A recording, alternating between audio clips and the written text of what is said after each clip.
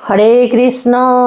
জয় নিতাই, জয় গৌর। সকলে ভালো আছেন? অবশ্যই ভালো থাকবেন, সুস্থ থাকবেন। প্রত্যেকটা ভিডিও দেখতে থাকবেন। সন্ধ্যে 6:30 থেকে রাত্রি 8:30 পর্যন্ত আমার ফোন খোলা। যারা দীক্ষা নিতে ইচ্ছুক তারা অবশ্যই আমার সঙ্গে যোগাযোগ করবেন। আচ্ছা, আজকের বিষয় হচ্ছে মানুষ মারা গেলে, ইহলোকের মায়া ত্যাগ করে পরলোকে চলে গেলে, বা আনন্দ অসুজ হলে, মৃত অসুজ এবং আনন্দ অসুজ, আমাদের সাধারণত চলতি সংসারে আমাদের দুই রকমের অসুজ হয়। আর যখন গ্রহণ লাগে তখন একটা অসুজ ধরা হয়। কিন্তু এই আনন্দ অসুজ আর মৃত অসুজ, এইটা নিয়ে আমরা সব সময় ধন্দে পড়ে যাই যে এই অসুজের সময় কি ঘরে পুজো পাঠ করা যায়, করা কি উচিত, করা কি ঠিক, এইটা আমাদের প্রশ্ন।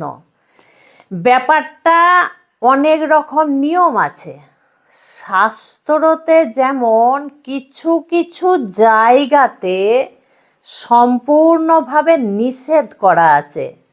কি নিষেধ? না, অসুজ চলাকালীন ভগবানকে স্পর্শ করা কোনোভাবেই যাবে না, এটা কিন্তু নিষেধ করা আছে। এবং নাম জপ কি করা যায়? নাম জপে কোনো বাধা বিঘ্ন নেই, নাম জপ অবশ্যই করা যায়।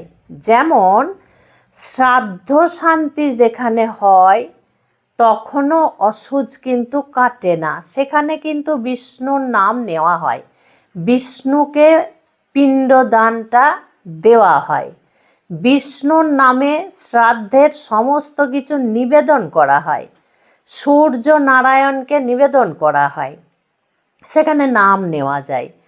কিন্তু কোনো দেবদেবী ভগবানকে স্পর্শ করার কথা এখানে বলা নেই, স্পর্শ করা যাবে না। তাহলে পুজো পাঠ এবার বলি। যে সমস্ত মানুষরা প্রসাদ ভোজি, ভালো করে শুনবে, প্রসাদ ভোজি তোমরা, তো অসুজে যখন গোবিন্দকে স্পর্শ করা যাবে না, তাহলে আমরা খাবো কি? মানে প্রসাদ ছাড়া তো সেই সমস্ত ভক্তরা কিছু গ্রহণ করে না, তাহলে আমরা কি করব? এখানে একটা কাজ করা যাবে, কোনো ব্রাহ্মণকে বাড়িতে এনে সেই সময় বিগ্রহকে পুজো ইত্যাদি ফুল টুল তুলসী টুলসী দেওয়া যাবে।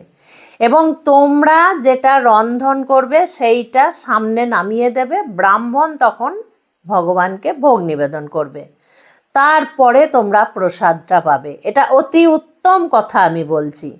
তারপরে আর একটা উপায়, এটা যদি না হয় তাহলে কোনো আশেপাশের লোক, কোনো আত্মীয় স্বজন, সে এই কাজটা করতে পারে নিজেদেরই বাড়িতে, যে বাড়িতে অসুখ হয়েছে সেই বাড়িতেই তারা কিন্তু এই কাজটা করতে পারে।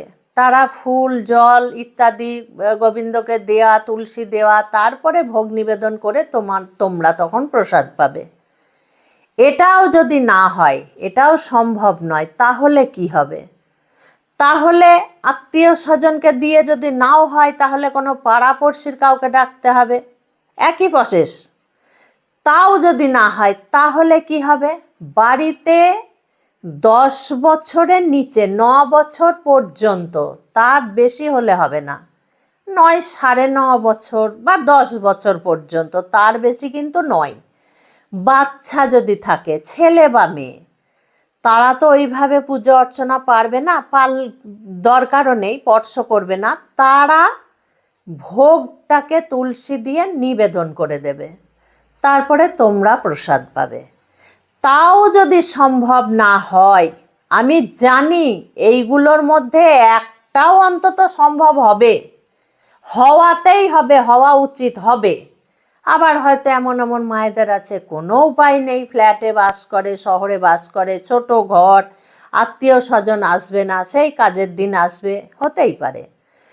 তোমরা তখন নিজেরা যা রন্ধন করবে, তোমরা সেই সময় সিদ্ধ সিদ্ধ সিদ্ধ তরকারি বা ভাতে ভাতে যা করবে, তোমরা নিজেরা তুলসী কিনে এনে বা কাউরির সাহায্যে তুলসী নিয়ে তোমরা কি করবে?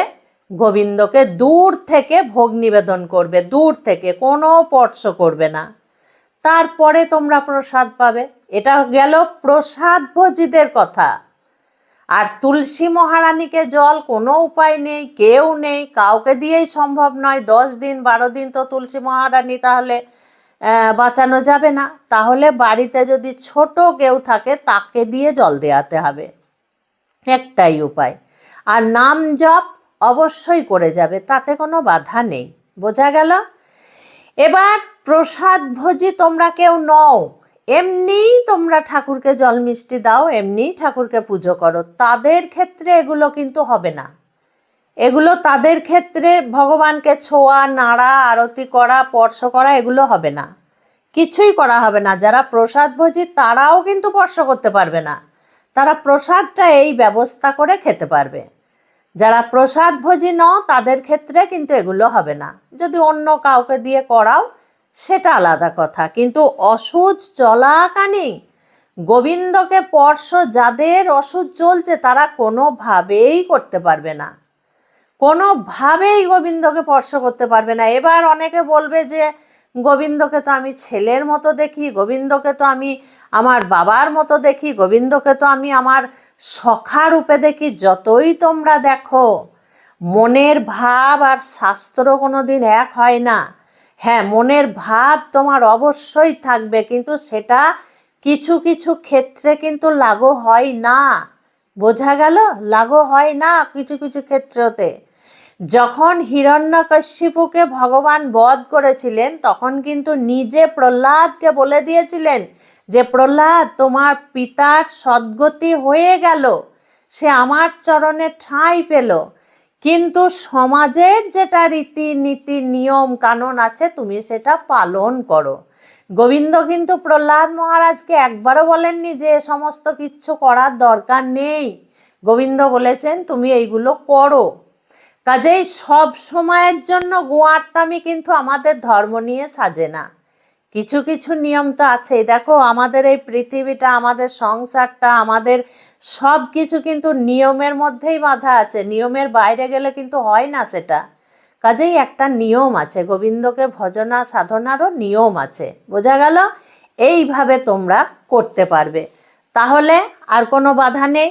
আর মায়েরা আমাকে ফোন করো যে মা, আমাদের শ্বশুর কুলে দূর সম্পর্কের কেউ মারা গেছে, আমরা অনেক দূরে থাকি, তাহলে আমাদেরকে কি অসুচ পালতে হবে?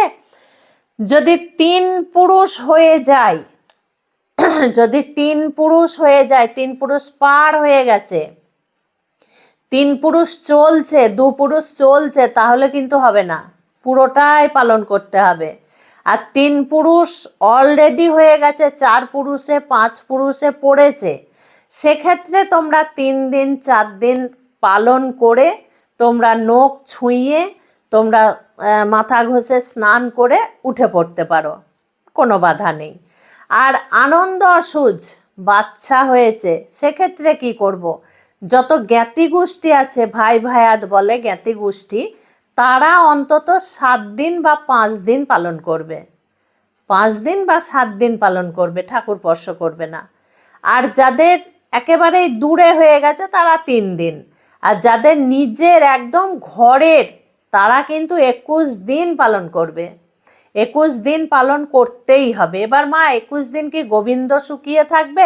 সেই ব্যবস্থা কিন্তু তোমাদেরকে করতে হবে। এর আগেই আমি বলে দিলাম, যারা প্রসাদ ভোজী তারা এইভাবে করবে, যারা প্রসাদ ভোজী নয় তারা অন্যভাবে অন্য কাউকে দিয়ে করবে। সেটা যদি সম্ভব না হয়, গোবিন্দ যেমন আছে তেমনিই থাকবে। বোঝা গেল? এইভাবে তোমরা পালন করবে।